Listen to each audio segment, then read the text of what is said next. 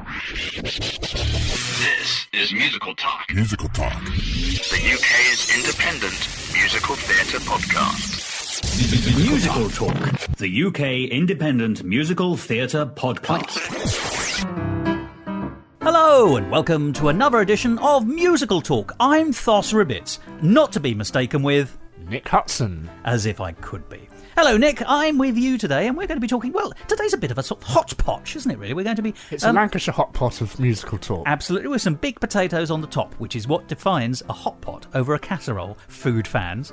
That's for food talk, a new product coming soon from Absolutely. Musical Talk. And that's entirely appropriate because later on in the programme, once we've had these delicious pie, we might have a drink. And then we've got a section called Drinks After the Show. So we've got lots of different things coming up. We've got several interviews with people, we've got some reviews, and we've got some bits and pieces, including chat between Nick and myself. So we're going to start immediately with that. Now, Nick, you've actually recently been talking to, well, I have to say, the greatest name in theatrical reviewing, and certainly musical theatre reviewing, in Britain today.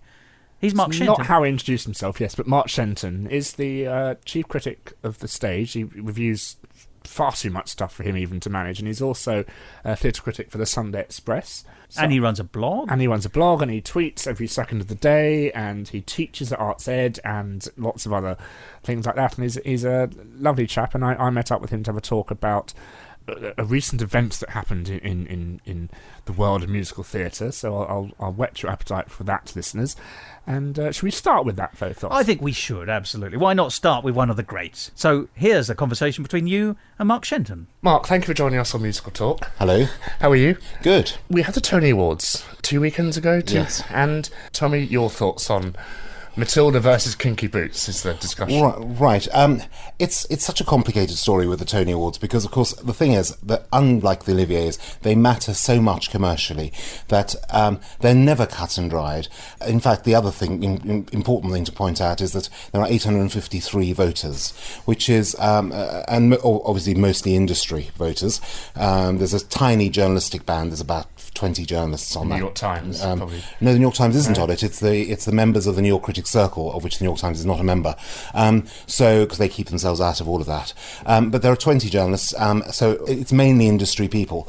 And as a result, the Tony Awards kind of reflect an industry consensus. In this case, it's a consensus for supporting your own, I think. I mean, they've had years and years and years of supporting, and British shows have win Tony Awards a lot. And also, of course, plays, by and large, dominate the Tony Awards from Britain, imports, although this year they didn't have any. So this year, it seems that there was a swing towards rewarding their own. But also what happened, I think, was Matilda came in with a lot of expectation, a lot of hype, that it was definitely the one to beat, and there seems to be on the ground a bit of a backlash against that too. It didn't help that the RSC chose to bring it in by themselves with only one Broadway producer on board, the Dodgers.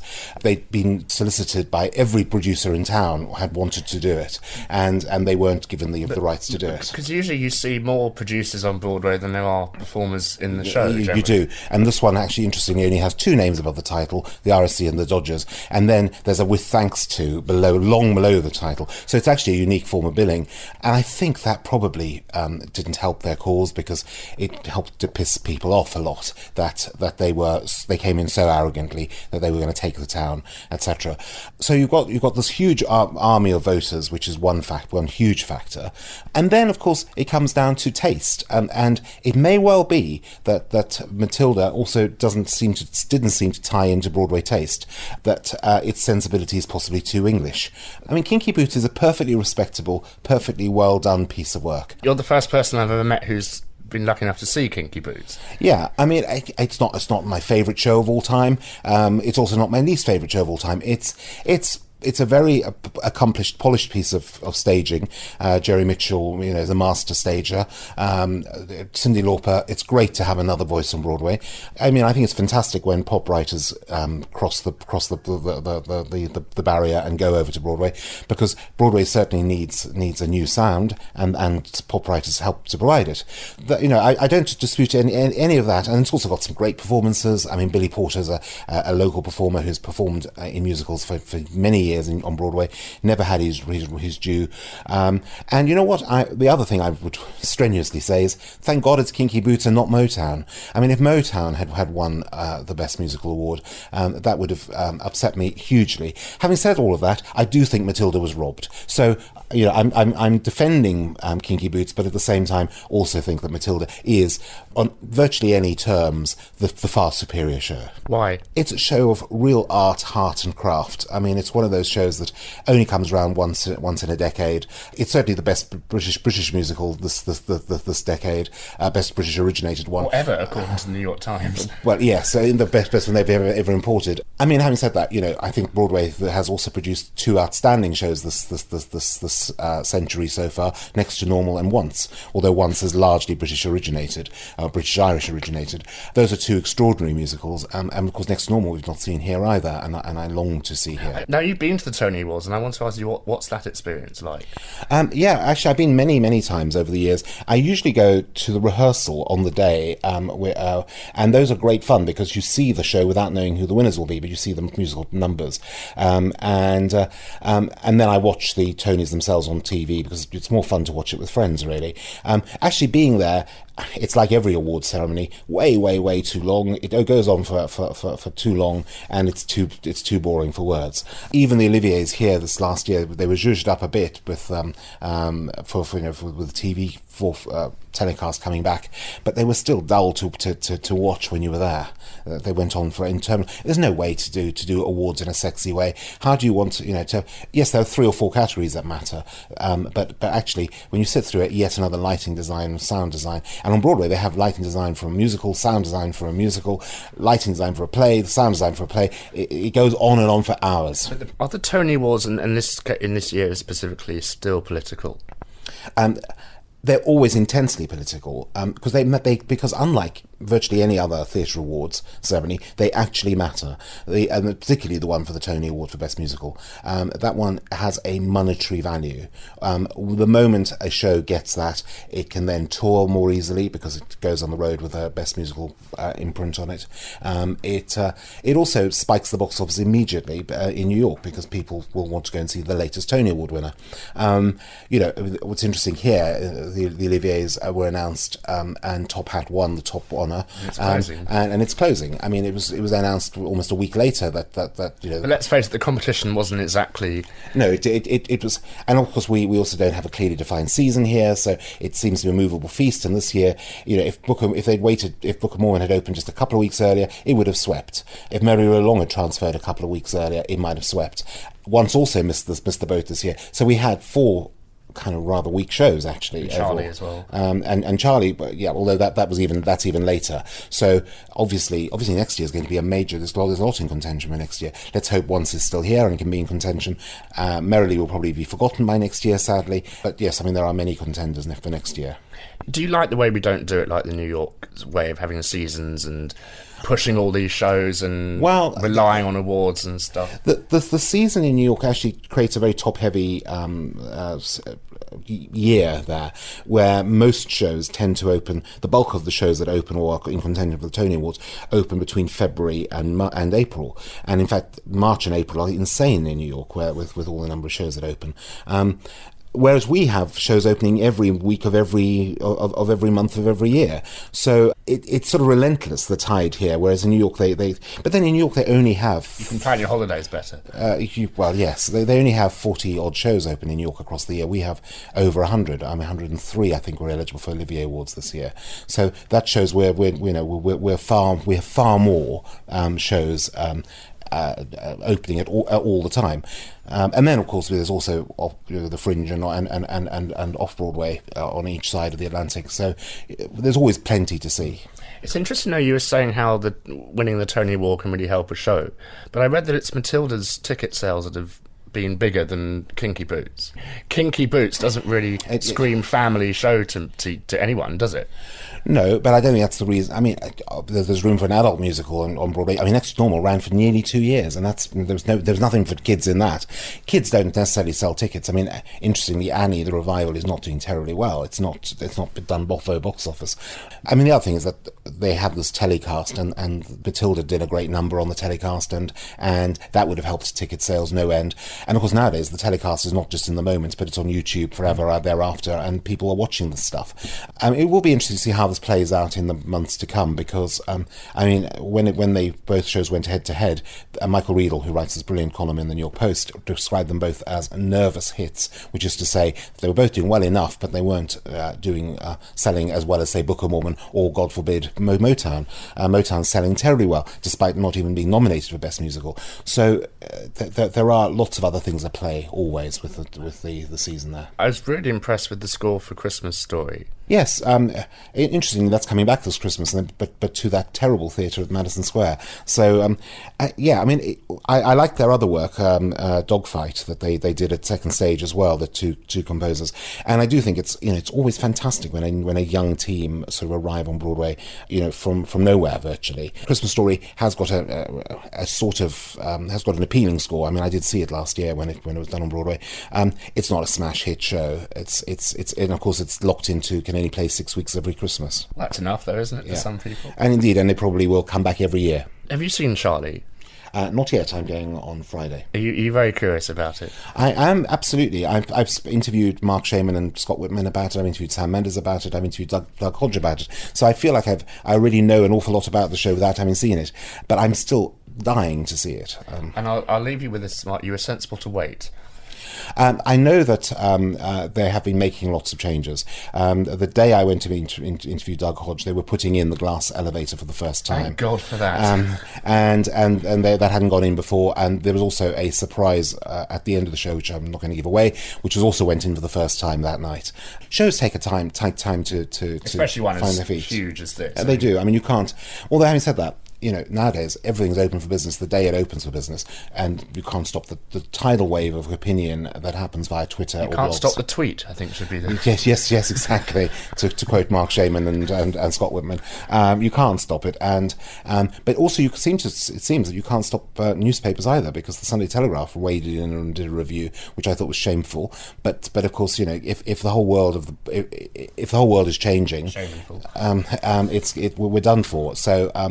There will come a point, and I'm going to argue this quite fiercely. I think that where shows have to be show ready the day they start performances, because there's no. Especially, I mean, with Charlie, the one thing which I think will make it struggle is the prices, and the fact that if you want a good seat for this show that isn't on the edge of an aisle, in previews it was £79. And that will go up to £89 per person. There's no family discount. There's no child discount.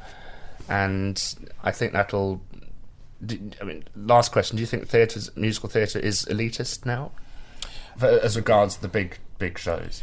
It's a supply and demand business, basically, and if they've only got a fixed inventory, they've got 2,000 seats a night, which is a lot of seats to sell. But if the demand is such that they can sell the tickets at that price, they will sell them at that price, and in due course the prices will come down, because once the demand stops, then they will have to reduce their prices. We're not Broadway in that respect, where it's much more expensive. You know what? I keep saying Broadway's not that much more expensive anymore. We're now heading towards being virtually on a level, and I always think it's extraordinary that everything on Broadway costs them more to produce, and their actors' equity minimum there is 3 times the actors' minimum here. They're paying more expenses there, so their ticket prices have to be higher. We have lower expenses across the board, and yet our ticket prices are nearly equivalent. So who's pocketing the difference? Well, Mark, thank you very much for coming on Musical Talk, and we'll hear from you again soon. Yes, indeed. Tell you what's interesting to me about Mark Shenton, because you were sort of suggesting before that very interesting interview that he's sort of he's such a polymath. He's everywhere, as you say. He tweets every. I think there's 5 of them sort of. Yes, that's right, the Shenton brothers, and they one of them has a sleep while the others go off and do it. That's how they keep their energy recharged. But it's interesting because he is someone you actually see on the circuit. You know that his reviews are real because you see him in the theatre. It's been interesting to me that we've been doing Musical Talk since 2006 now. It's been running a few years. We've been to see a few shows.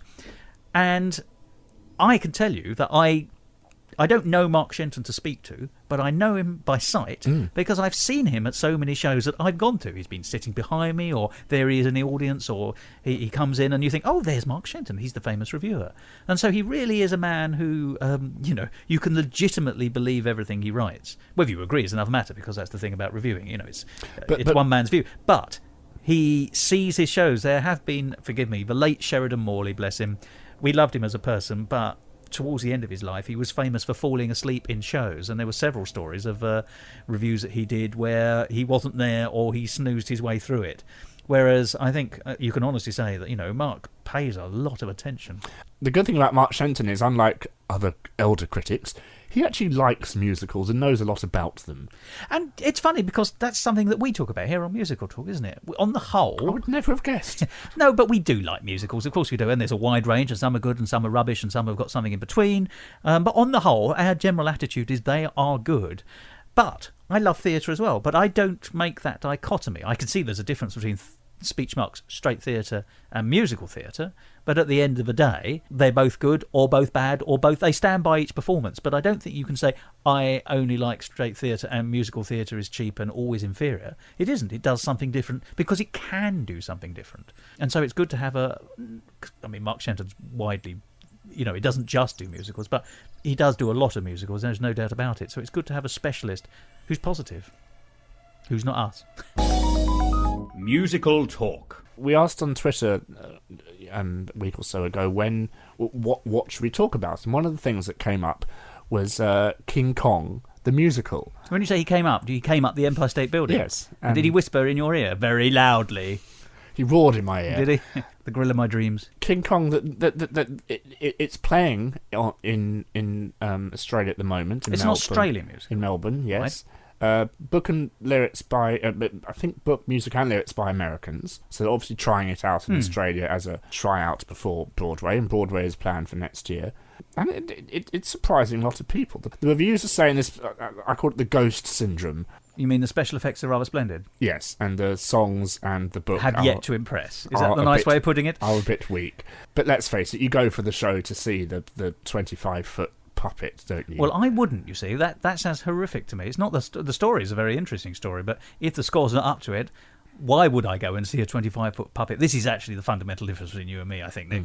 Is it a puppet? Yes, it is. It's actually it's a physical puppet. It's a physical puppet operated by about 12 people. It is designed in-house by an Australian puppet company. They do lots of, most famously, Walking with Dinosaurs Live. They did that, which is a BBC touring arena show. Which was CGI on television, of course. Which looks jolly fun to see live. The one song that was released at the kind of press event just sounded exactly like an Adele song, so they're obviously going for a more poppy... Oh, she wrote the last Bond theme. I've heard of her. I doubt she wrote it, Thos. I think someone else... She sang it. She warbled it, could say. I thought she did rather a good job, actually, so I've heard of her, so carry on. The song they released sounded exactly like an Adele song. It might just be the singing style, but it was a kind of generic lullaby ballad that she sung to the ape. One part of me thinks this is absolutely laughable, and the other part of me says it's actually quite an achievement in theatre if you can do a puppet of this scale and make it seem emotional and stuff, because the face of the puppet is that detailed that they can raise an eyebrow or half of an eyebrow and stuff like that. Because is it animatronic as well? It must be, surely. It can't just be human. It's pure. It's a puppet. Yes, but you can have puppets with animatronic faces. I know very little about it, but it's certainly one to watch, I think. I mean, you were talking about the emotional content there. I mean, you're right. On paper, it sounds absolutely nonsense. But let's face it, King Kong is a perennial story. I mean, 1933, I think, with the original version, and that was a sort of a stop-motion puppet. And yet, at the time, Fay Wray, who was the heroine that the ape rather fell for... As he fell down the Empire State Building. Well, yes, absolutely. He did fall in a very real way.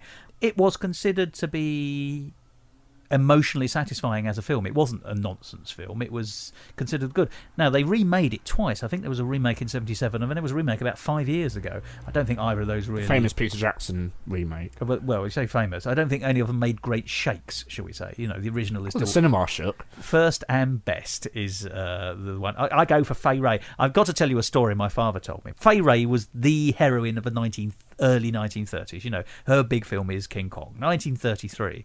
My father used to tell me that in the 70s, he was a bank manager, he used to occasionally go off and get his hair cut in his lunch break. And he said he had this ancient old... Thos doesn't suffer from that ailment anymore. I don't have to go to the hairdressers very often, indeed. But he went off to the barbers, and he had an incredibly ancient barber who used to sing, amongst others. He's a proper singing barber. But he used to sing. But when he wasn't singing... These are my friends. Yeah, not from Sweeney Todd. But he used to tell my father how he still carried a torch for Fay Ray. Now, this is in 1980 or something like that. 50 years beforehand, Fay Ray was an ancient star to my father, so how she is to me, and yet, I can take her off the top of my head and see her emoting with a gorilla. So it'll be interesting to see if any modern actresses have the same range. I hope the show comes here. I won't travel to Broadway to see it, but It'll be interesting to see. It's always exciting when a big new musical comes along. Yes, is it though? I mean, once again, let's just talk briefly but seriously about, you are more keen on the spectacle. To me, that sounds like someone said, this is a spectacle musical. But you said yourself, it's also a very emotional story. No, it can be an emotional story. Whether it shall be... But that's what musicals can do. They can enhance the emotion tenfold, I think. Purely just by singing a song, something becomes incredibly more emotive. Certainly, it can make you angry if it's a rubbish song, yes. And speaking of big shows, I want to end this episode on the big show in town at the moment. But before that, we mentioned it earlier. Here's a new section done by two lovely friends of ours called Jen Green and Caroline Wigmore. And this is their new section called Drinks After the Show. Hi, this is Jen Green. And this is Caroline Wigmore. And why don't you join us for Drinks After the Show?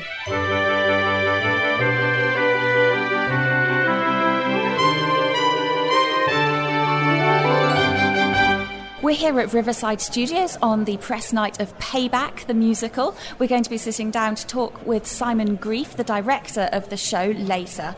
We were also here last week to see the closing night of The Great Gatsby on stage. There's something that I really enjoyed about The Great Gatsby on stage rather than in film, and I think it had to do with the dialogue working better dramatically on stage than it does for film. How did you feel about that, Jen? Yes, I mean, the book, which I reread before we saw the show, is actually very dramatic, and there's actually a very small amount of dialogue in there, almost all of which is used in this stage adaptation. It's not only used in this stage adaptation, it's used in every single film version I've seen. There's certain key lines that we always hear in every adaptation, and they just, for me in film, they sound a bit stilted, but I didn't get that sense on stage, and I think that was one of the best things about seeing it as a theatre piece rather than a film. What I was really interested to see going into this show was how they would manage the narrator aspect of The Great Gatsby. As every good GCSE student in the country will know, The Great Gatsby has as its main character a narrator who's very passive and doesn't actually participate in the action and really comments on it. So I was really interested to see that Linny Reedman, the director and adapter, and Joe Evans, the composer and lyricist of The Great Gatsby, had taken that back a little bit and also given Daisy a much stronger voice. Caroline, have you got views on that? Yes, I think Daisy is a difficult character to master. There's something kind of undefined about her in the original story, and I think that's something. Daisy's going to be the character that perhaps is a struggle to write for in every version I've seen anyway. We don't quite know if she's good or bad. We don't know if we like her or not. And there were some slight differences in this version than the original story. Yeah, I think that's a really interesting point, in that actually all the characters in the novel are very enigmatic, and you end up quite ambivalent about them as people, and seeing it on stage you get a very different idea of them. I think it's to do with them actually being there in person in front of you, acting out their emotions, but they're much easier to sympathise with or take against. Yeah, I would agree that you sympathise most with Daisy in perhaps this musical setting than you do with any of the other adaptations I've seen for film. And interestingly, one of the decisions made by Linny Reedman as director and adapter that ventures furthest from the structure of the book is to actually give Daisy the opening scene, which makes us sympathise more with her as the central character. absolutely. But we both really enjoyed it, and we wish them well in their future. And they do have plans for the show after the Riverside Studios run, so do keep an eye on it. It's The Great Gatsby, directed and adapted by Linny Riedman, with music and lyrics by Joe Evans. We're just about to sit down with Simon Grief to talk about Payback the Musical. He was the director and also the developer of the show. So Payback the Musical, I think, is going to be a familiar concept to anybody who's ever watched Jeremy Kyle. So it's very much set in the world of reality TV and media culture. Does it take over our souls? Probably the best person to answer that question is Simon. Maybe you could tell us about the impetus for the show and the ideas behind it. Yes, well, you mentioned the media coverage and exploitation of people who want to go on television and have their 15 minutes of shame. And the concept of the show is set 3 years in the future, where paternity cases are now put on television and are now legalised. So if you're summoned onto this TV show and you end up being the father of a child, then you have to pay a fine or possibly go to jail. And of course, this is all set in this imaginary TV studio at AMTV, and the show is run by our Jeremy Kyle type character called Matt Matthews. Yes, and the first characters we see are what you expect on a Jeremy Kyle type show. Wow, and this is a really unusual musical, I would say. It has multiple storylines, and were there any particular challenges with that aspect of it? Yes, I mean, obviously, sort of interweaving the real couple that we have, which is a young Brazilian couple from Rio, trying to make them real, but still live in this world of musical theatre, where they're then going to be thrust into this reality TV show. So to bring those together was always a challenge, and I suppose to try and create a world where this show can exist and people can start to believe it might be real and buy into the whole package of the show and the concept. And was there a specific reason why the couple come from Brazil?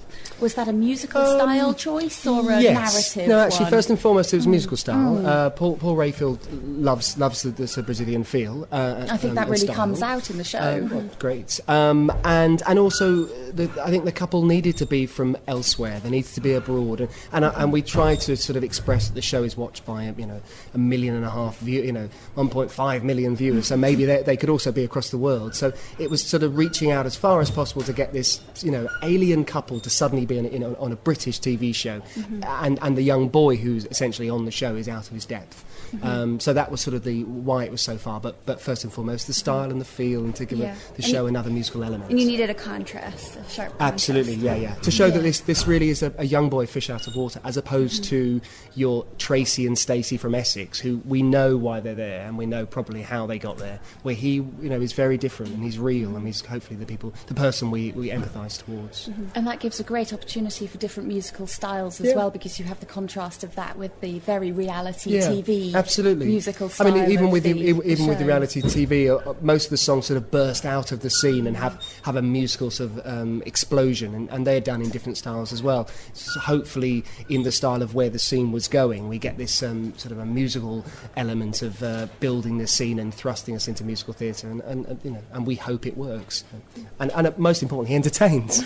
Yeah, I think a question we both had was what was involved with the choice of putting the show into the future? Did that have special significance? Yes, it happened relatively late in the development process, actually, because inevitably there are obvious contrasts to other shows about reality TV hosts. It's inevitable, and of course we've already said about the Jeremy Kyle type character, and that's what I've said all from day one of the development process. He is that type of British character.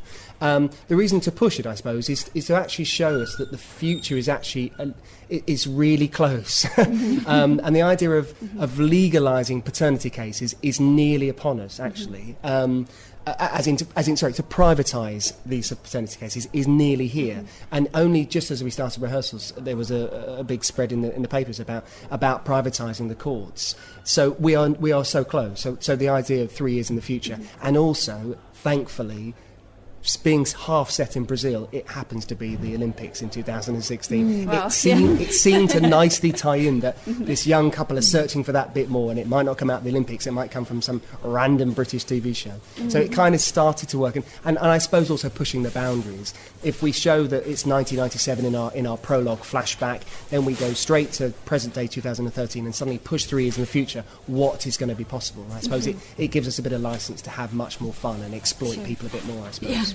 If we did it now, we couldn't really quite do any sort of exploitation for legal reasons, I would have thought. So we've made it up and pushed it a bit further. Yeah.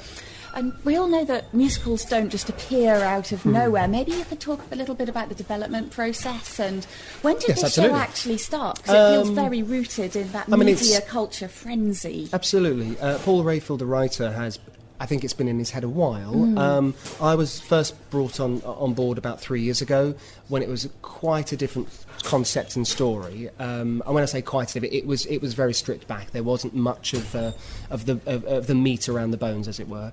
And with every new musical, it's taken years of development. Mainly because of not rushing the process, I suppose. Also funding. If any development process isn't subsidised, then one has to find funding to do it. And Paul has managed to find angels and backers and people who appreciate what he's trying to do and like his work. And over the years, we've managed to do hopefully some successful workshops to get it this far. But yes, I mean, I'm certainly a proud supporter of new writing, but making sure that it's developed efficiently. I mean, any writer would probably argue, well, how do you ever know when it's finished? And I think at some point you have to probably just present. And I do believe this is probably where it needs to be presented. Yes, of course, there are tiny things that I'm thinking, oh, we could rewrite that, or Paul could go and rewrite a new scene or a better song or whatever. But if you keep doing that, you'll always be rewriting and rewriting your show. Yep. Well, there's a nice energy in the audience tonight, and I know you're just at the beginning of your run. Would you like to tell us how we can get tickets to your show and where we go for that? Yeah, absolutely. I mean, obviously, the Riverside has a very efficient website where you can buy your tickets straight through there, and of course, you can call direct at the box office. Yes, and tonight was the press night, and we hope that like yourselves, we hope you enjoyed it and tell people. And in this modern day and age, and in our TV studio, we talk about Tweet and Facebook and social networking. I think that's such a brilliant method to spread the word and try and get people to come and support. And how long are you running for? We're running for the next sort of 2.5 weeks, so it's through to the 30th of June. So it's not a long time, but it's because one can't run for months in the hope that we find an audience. So. Exactly. Well, I've got one very last question very quickly, and without wishing to spoil it for anybody who comes to see the show, I just want to ask, does the ending mean that you think the media's turned over a new leaf? Makes you wonder. I genuinely think you should come and see it and see what you make of it. Genuinely, yeah. You heard it here, you need to go and see it for yourselves. Well, thanks so much, Simon, and good luck for the rest of your run. Pleasure, thank you very much.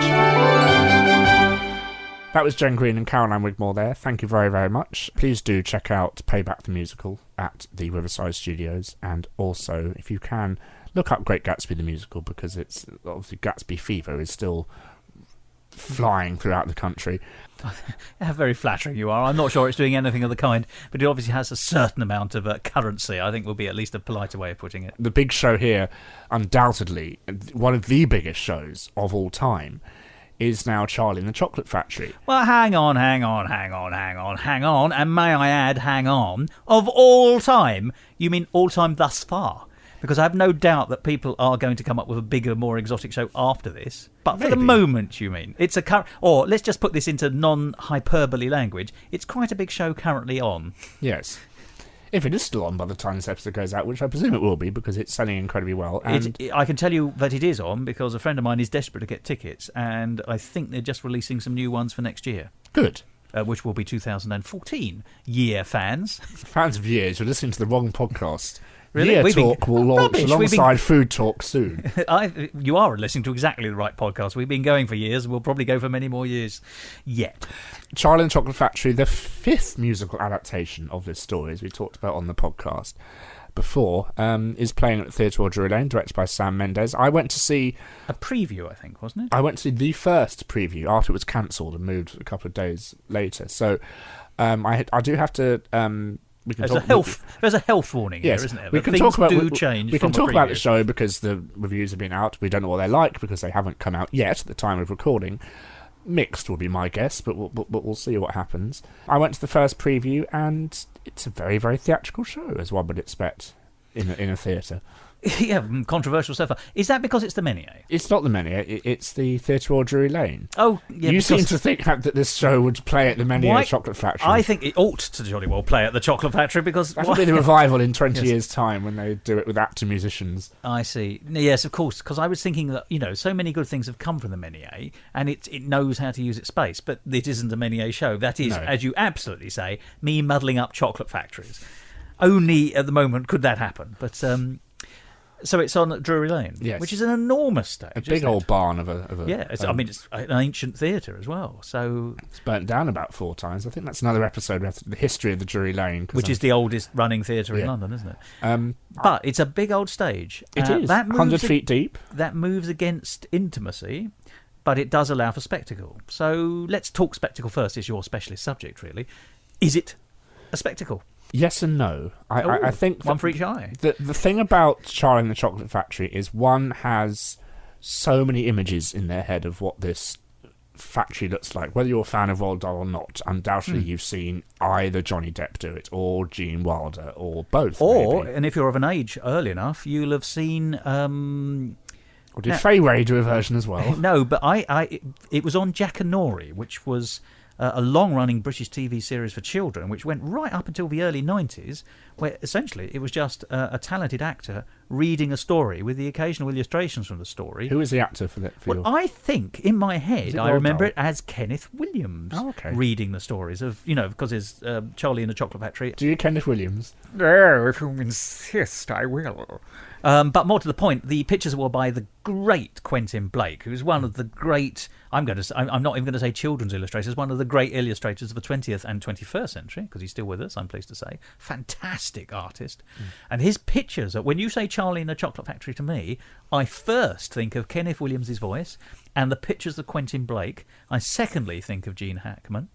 I don't think of Gene Hackman. I secondly think of Gene Wilder and pure imagination. And funny enough, a very brief cameo, I don't know why this has leapt into my head, but in that film, there's a brief cameo of Tim Brooke Taylor in front of a computer saying, I've invented a computer that will tell us where the golden tickets are. And then the ticker tape comes out of this computer. This is the era we're talking. And it says, I do know, but I'm not telling you because that would be telling. Then he eats it or something, doesn't he? It's a tiny little throwaway cameo, but it's very funny. I've never seen the Johnny Depp version, but that's what I think. But you're right. Everyone has some kind of image in their head of this. Can it therefore possibly live up to And we have to say this is a new musical with songs with music by Mark Shenton and lyrics by Mark Shenton and Scott Whitman of Hairspray and Smash and Catch Me If You Can and other such big musical variety of shows. I'll make you very happy to start off with, Thos, that the the musical starts with a 5 minutes movie illustrated by Quentin Blake specifically for the show. You see, that would have been wonderful if you'd used the word film, but you did descend into the American version of the movie. Was it a motion picture? You do know we've since had talkies, don't you? We've moved on since the movie. It starts off with a silent movie with a narration done by Willy Wonka, who's played very well in this production by Douglas Hodge.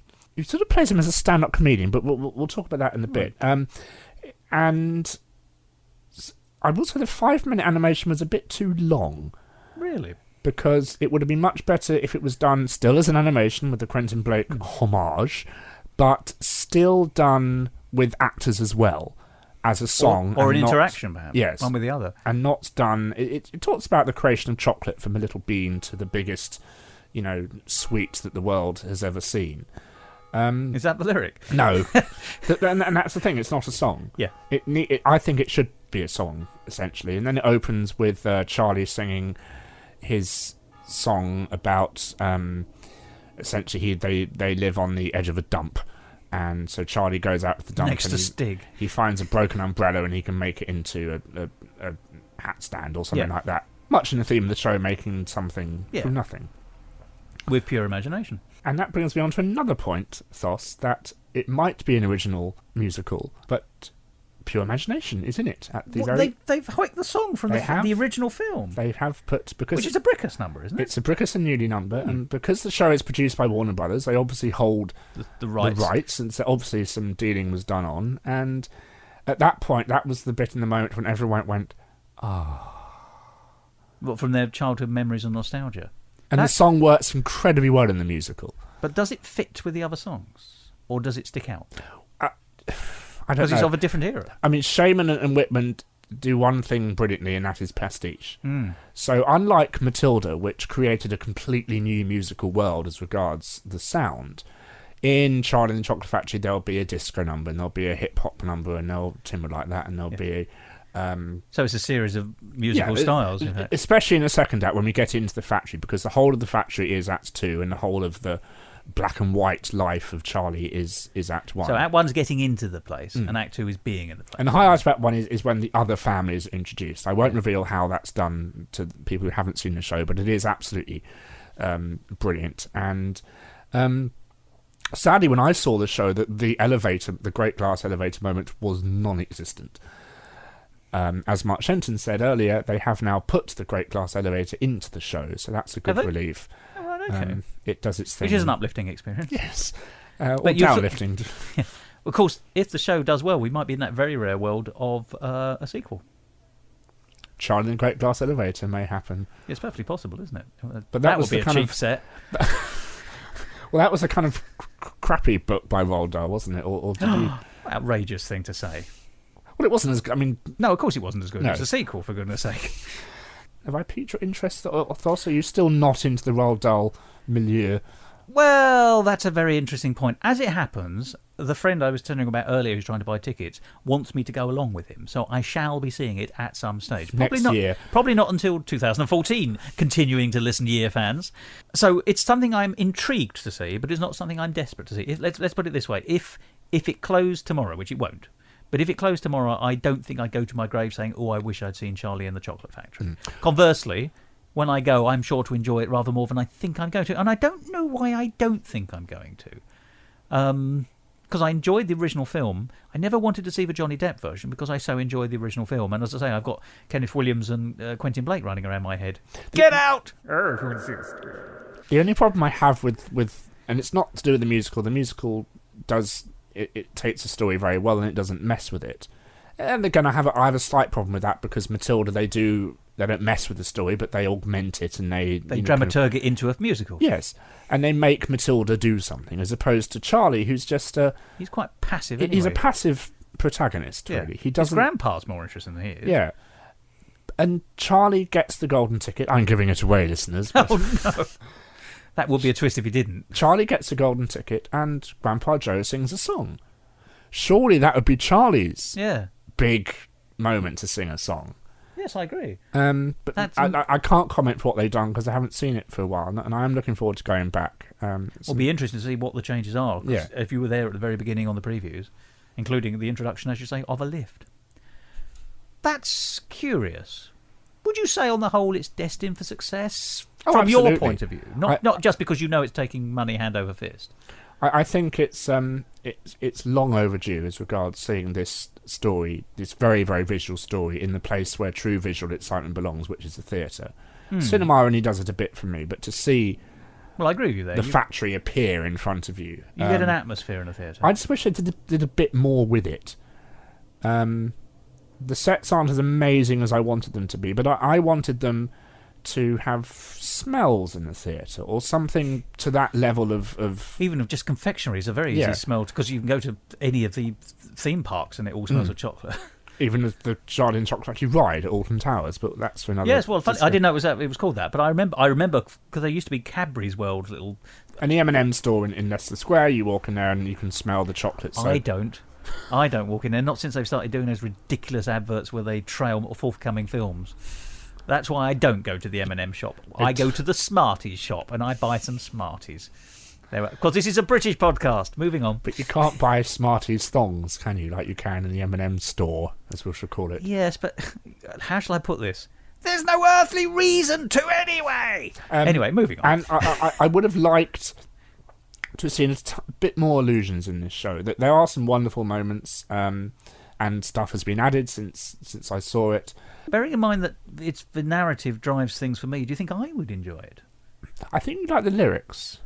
I hope they've slowed them down since I first saw it. To draw them so you can listen to them. Yeah, because a lot of the kids' stuff was a bit lost on me, but it was the first preview, of course, so... of course. And children's diction is always invariably much poorer than anyone else's. And I think Scott Whitman is one of the better patter song writers of our time. Now you're talking. And list songs and stuff like that. And there's some wonderful line when the grandparents are, they're singing themselves to sleep, and they say, "We're gently counting our sheep, and we hope we don't die in our sleep," which was fair enough. Quite a Roald Dahlian line, I think. Yes, there's a touch of the dark and the piquant. Yes, it's certainly a show worth seeing. I think it'll do very well here, very well on Broadway. It's the most famous of the Roald Dahl stories, as is evident by the 5 musicals that there are of it. Certainly children's stories, yeah. Yes, one has to not think, however, and Mark Shenton talked about this with us, that this is not a cash-in on Matilda. This musical has been in the works for about 7 or 8 years now. Oh, right. It was thought of way before Matilda was even conceived. So it's more a child of the new version of Chitty Chitty Bang Bang or yes. Mary Poppins. Mary Poppins. Mary Poppins. Oh. So there we are. That's this week's episode. Thos, always a pleasure to wax lyrical with you. And Absolutely. musical, as we say. Indeed. But quite a wide-ranging set of things to talk about as well, if I may say. Yes, I'm exhausted. I'm going to sleep now. Goodbye. This episode of Musical Talk was presented by Nick Hudson and Thos Ribbits and edited by Nick Hudson. Copyright Musical Talk 2013. Please visit our website at musicaltalk.co.uk or follow us on Twitter at twitter.com/musicaltalk.